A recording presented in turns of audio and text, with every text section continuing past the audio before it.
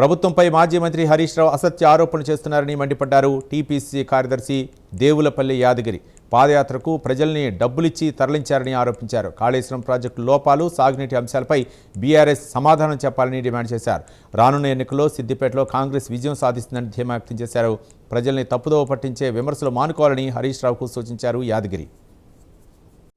నేటి మీడియా సమావేశంలో పాల్గొన్న మా మీడియా సోదరులందరికీ, print media and electronic media సోదరులందరికీ మరి నమస్కారాలు తెలియజేస్తూ, నిన్న ఏదైతే చిన్నకోడూరు మండలం అల్లీపూర్ గ్రామం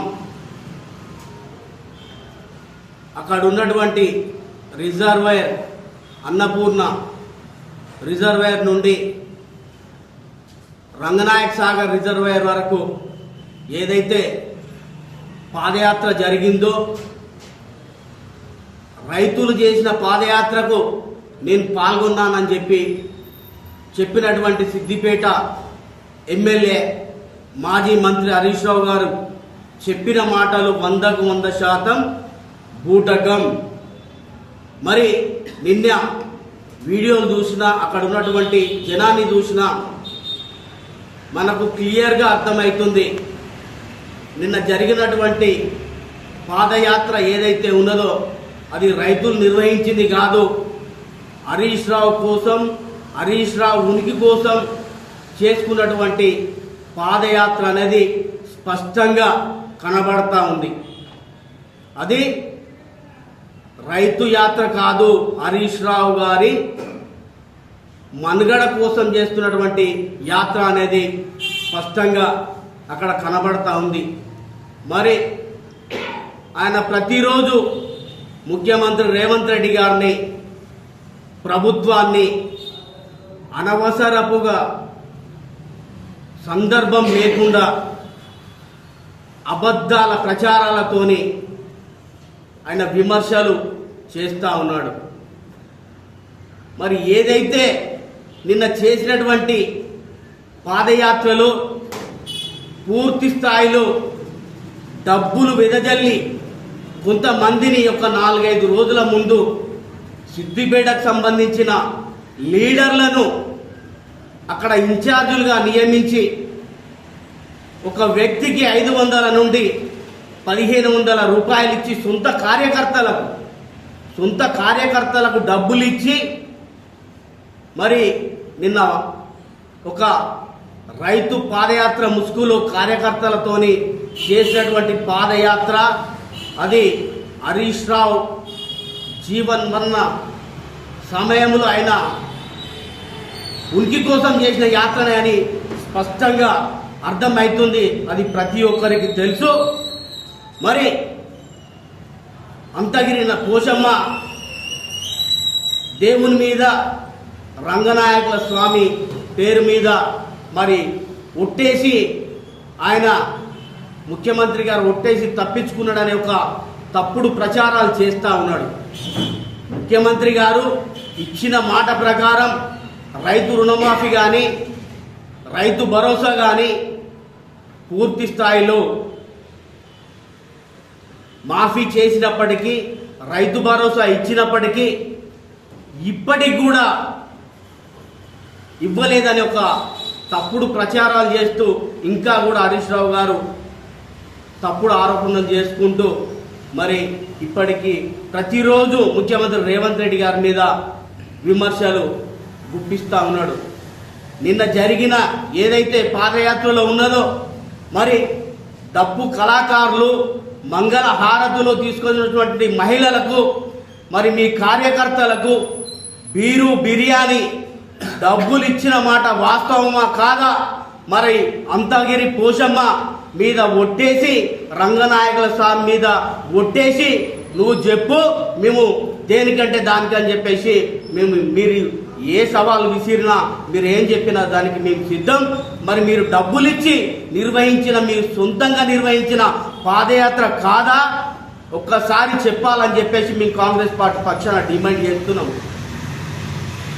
ఎల్నినో అనేది ప్రకృతి వైపరీత్యం. ప్రకృతి వైపరీత్యాన్ని మరి కాంగ్రెస్ పార్టీ పైన ముఖ్యమంత్రి రేవంత్ రెడ్డి గారి పైన రుద్దడం ఎంతవరకు సమంజసం హరీష్ రావు గారి సందర్భంగా మిమ్మల్ని ప్రశ్నిస్తున్నాం. ప్రపంచవ్యాప్తంగా ఉన్నటువంటి ఎల్నీలోను నువ్వు ఒక తెలంగాణ ప్రాంతం వరకే నువ్వు మాట్లాడుతున్నవే. మరి ఈ సభ్య సమాజం ఈనాటి టెక్నికల్ ఉన్నతమైనటువంటి మనం అన్ని రంగాల్లో మరి భారతదేశం ముందున్నది. మరి తెలంగాణ ప్రజలు, సిద్దిపేట నియోజక ప్రజలు అన్ని విధాలుగా అన్ని రకాలుగా మరి విద్యాపరంగానైతేనేమి సామాజిక పరంగానైతేనేమి చైతన్యులై ఉన్నారు. ఇంకా కూడా చెవులో పూలు పెట్టాలని ఎందుకు చేస్తున్నావో మరి సిద్దిపేట నియోజకవర్గ ప్రజలతో పాటు మరి తెలంగాణ రాష్ట్ర ప్రజలకు కూడా సమాధానం చెప్పాల్సిన అవసరం నీపైన ఉన్నదని చెప్పేసి ఈ సందర్భంగా నిన్ను నిలదీస్తున్నాం. మరి ఈనాటి కరువు బీఆర్ఎస్ పార్టీలో ఉన్నటువంటి అప్పటి ప్రభుత్వం కేసీఆర్ హరీష్ రావు గారు చేసింది కాదా? ఈరోజు ఈ పరిస్థితి దాపురించడానికి నువ్వు నీ మామ కారణం కాదా అని చెప్పేసి నిన్ను నిలదీస్తున్నాం. నువ్వు అంటే రేవంత్ రెడ్డి గారి పైన తప్పుడు ఆరోపణలు, అబద్ధపు ప్రచారాలు ఇకనన్నా బంద్ చేయకపోవడం, మరి బంద్ చేయకపోతే రానున్న రోజుల్లో నీకు తగిన గుణపాఠం చెప్పాల్సిన అవసరం ఉన్నదని చెప్పేసి మేము ఈ సందర్భంగా హెచ్చరిస్తున్నాం. మరి లక్షల కోట్ల రూపాయలు వెచ్చించి తెలంగాణ ప్రజాధనాన్ని కూలిపోయే కాళేశ్వరం కట్టింది నువ్వు నీ మామ కేసీఆర్ కాదా? అప్పుడున్నటువంటి నిపుణులు, శాస్త్రవేత్తలు, ఇరిగేషన్ సంబంధించినటువంటి టెక్నికల్ సంబంధించిన నిపుణులందరూ అక్కడ కడితే కూలిపోతుందని చెప్పినప్పటికీ పెడచెవిన పెట్టి తెలంగాణ ప్రజాధనాన్ని దుర్వినియోగం చేసి ఇప్పుడున్నటువంటి కరువు పరిస్థితులలో తెలంగాణలోని రైతులకు ద్రోహం చేసిన రైతు ద్రోహులు నువ్వు నీ మామ కాదా? మరి హరీష్ రావు మరి సమాధానం చెప్పాలని సందర్భంగా నిన్ను నిలదీస్తున్నాం. నిన్న మహిళలకు పైసలు ఇచ్చి, నీ కార్యకర్తలకు పైసలు ఇచ్చి నువ్వు చేసిన పాదయాత్రలు నీ కార్యకర్తలు తిట్టుకున్న మాట వాస్తవం కాదా? డబ్బులందరికీ రాలేదని చెప్పేసి మీ కార్యకర్తలు గొడవ పెట్టుకున్నది నిజం కాదా?